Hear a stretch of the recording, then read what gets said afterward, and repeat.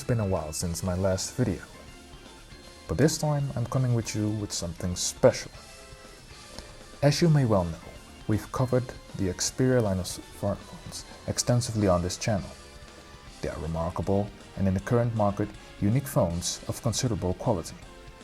We've previously delved into their entry models. But that is about to change today, as we have their compact flagship on deck. Meet the Xperia 5 Mark V. With all that said, let's get into it.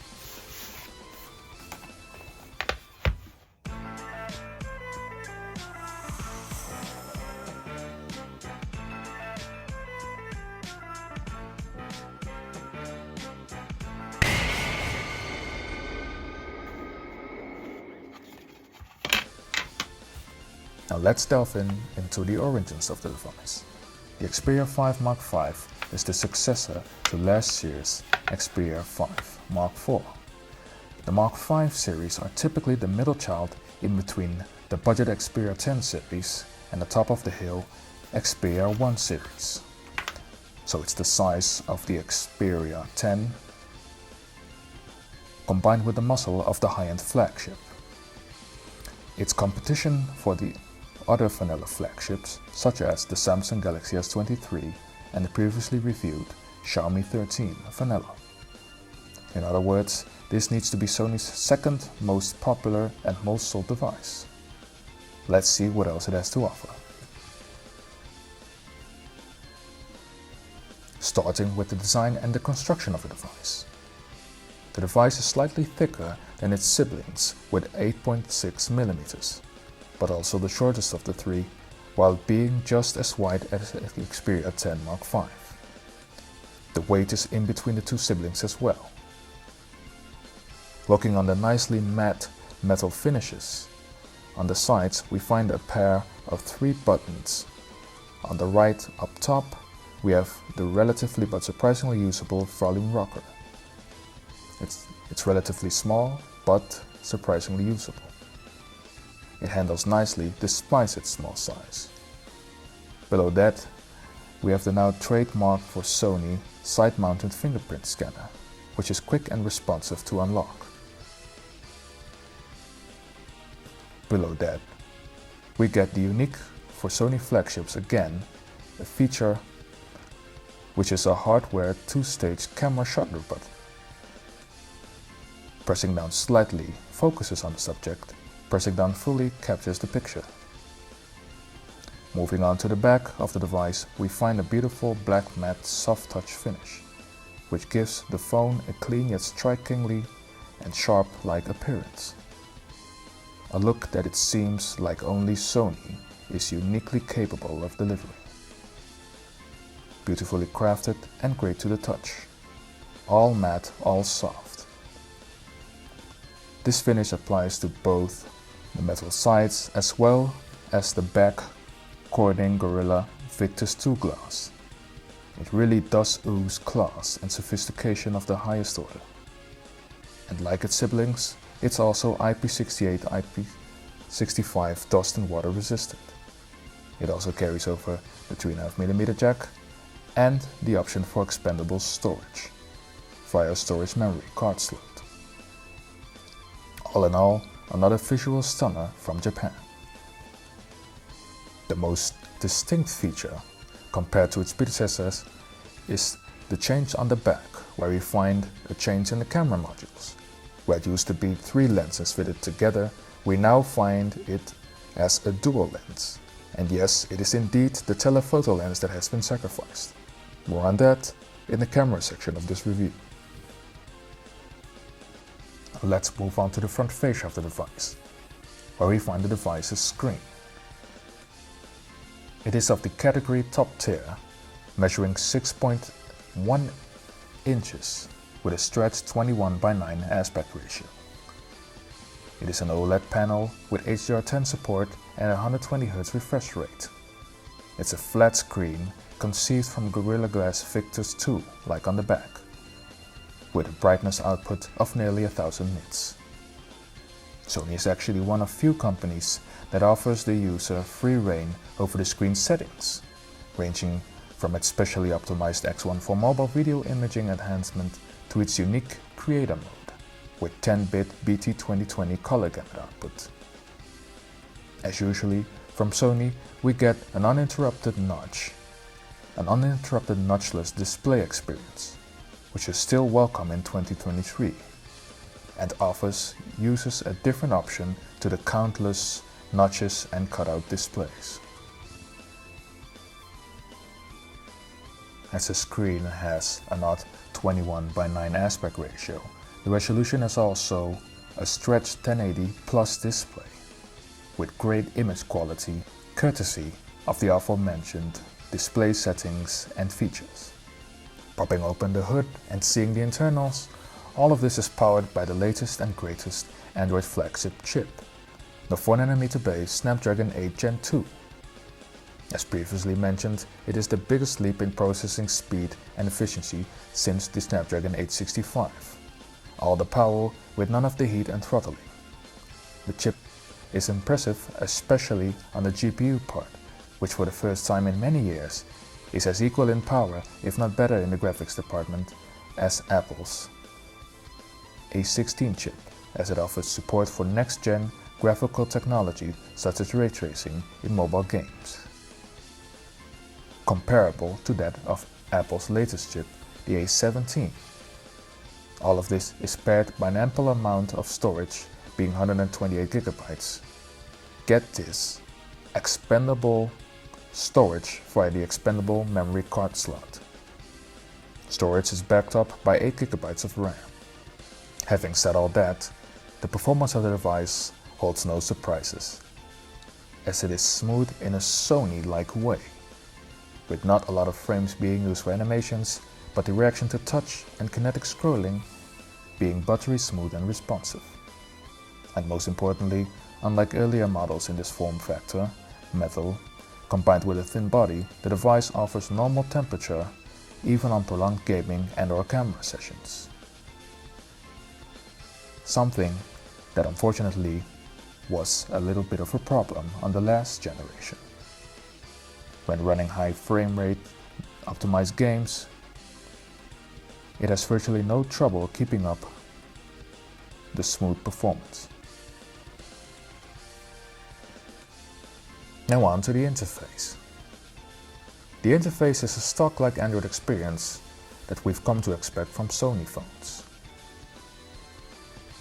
but of course with a few of Sony tricks up its sleeve, such as a unique always-on display and some custom apps like the music player and the very handy multitasking capabilities not found on other stock Android launchers, such as the Pixel, Nokia's or Motorola's.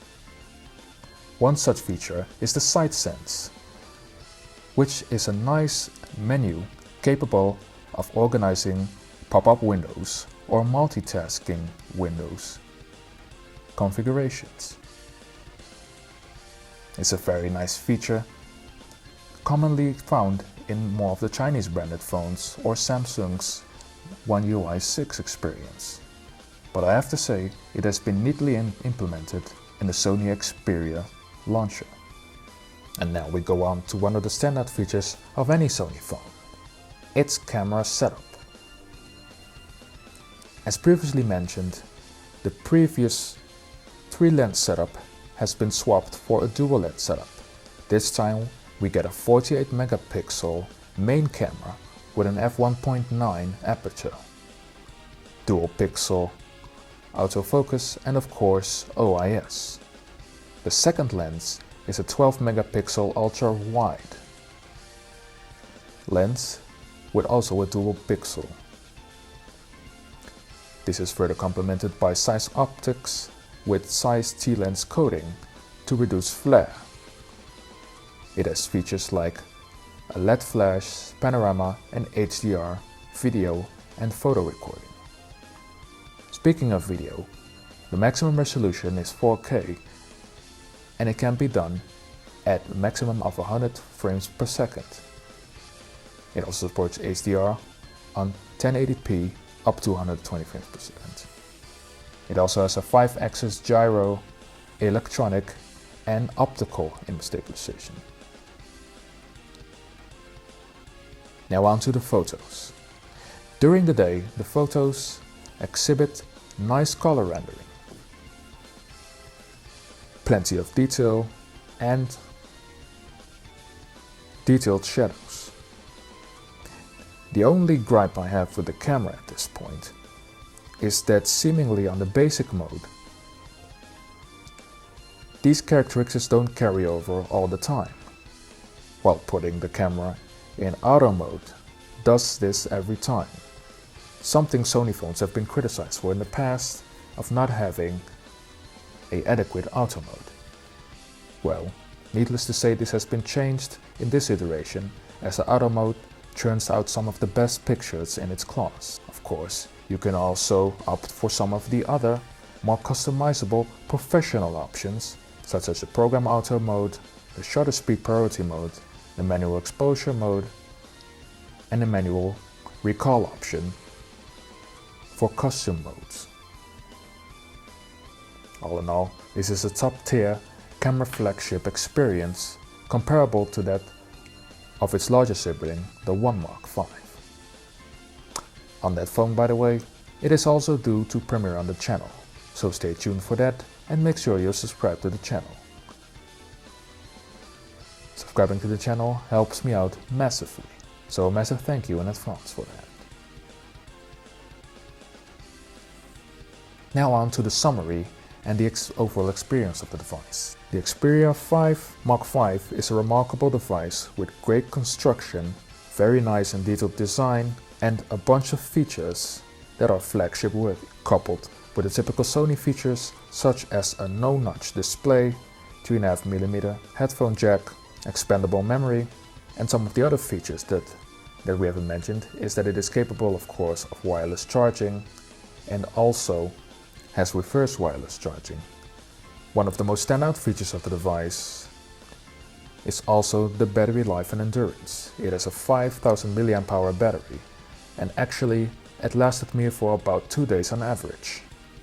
It is the same size as the Xperia 1 Mark V, but because of the lower resolution display, I found that it lasted a lot longer than its older brother. Almost similar to the Xperia 10 Mark V, which the Xperia 10 series, as you know, has a great reputation of battery and endurance. It is nice to have a flagship option with great battery endurance. So that is one of the strongest and distinctive features that the Xperia 5 Mark V has to offer. All in all, I can surely recommend this phone. The only thing that could also be a little bit of a gripe is the staggering price of almost 900 euros. Although for that price you do get one of the best options in its class. You pay a premium, but in this case it is repaid with a very premium, distinct and high-class experience. Another interesting and justified question I've been getting on this review is, how does the Xperia 5 Mark V compare to its larger sibling, the Xperia 1 Mark V? Well, one of the examples I have is that the cameras, especially the main sensor, is very compatible and very comparable to that of its more luxurious larger sibling. As you can see, during the making of this video, I attempted to capture and focus on the SIM card tray of the Xperia. The iPhone that I usually use to record videos struggled to capture this image. The image is blurry and out of focus. On the Xperia 1 Mark V, this was no problem. But equally on the Xperia 5 Mark V, this was also no problem. And therein lies what I mentioned during the camera part of this review. This camera can be counted and is akin to a top-notch performer in the market segment. So despite its smaller size, no true compromise has been made on the camera front. Even when zooming in, you still get a very sharp image. And again, the iPhone fails to capture the image and focus properly on the subject. The larger sibling also has a different type of finish, with some chamfered and textured sides and edges. The edges on the Xperia 5 Mark V are much smoother and are of a soft touch material, as mentioned before in the review. So hopefully that answers your question regarding the comparison to the Xperia 1 Mark V. And of course, stay tuned to the channel for full coverage of that device. Sony phones continue to be impressive devices with great build quality, sound quality as well, and distinct and unique design. It also these days are the only phones with actual hardware camera buttons, if that's your thing. One thing that I would change about the phone for some more usability is maybe implementation of an in-display fingerprint scanner, as the unlock button and fingerprint mounted scanner on the side is very good and accurate to react. It really is aimed towards people using their right hand and is not as convenient to unlock with the left hand. If you're able to live with these few points that could deter you from the device, again, I could highly recommend this device and you won't be disappointed with your purchase. This has been Guest75 for MeTech, and I'll see you in the next video. Cheers! If you like these type of videos and this is your first time stopping by the channel, I would appreciate it if you could smash that like button and subscribe to the channel. It's completely free and helps out the channel massively. A massive thank you for that in advance.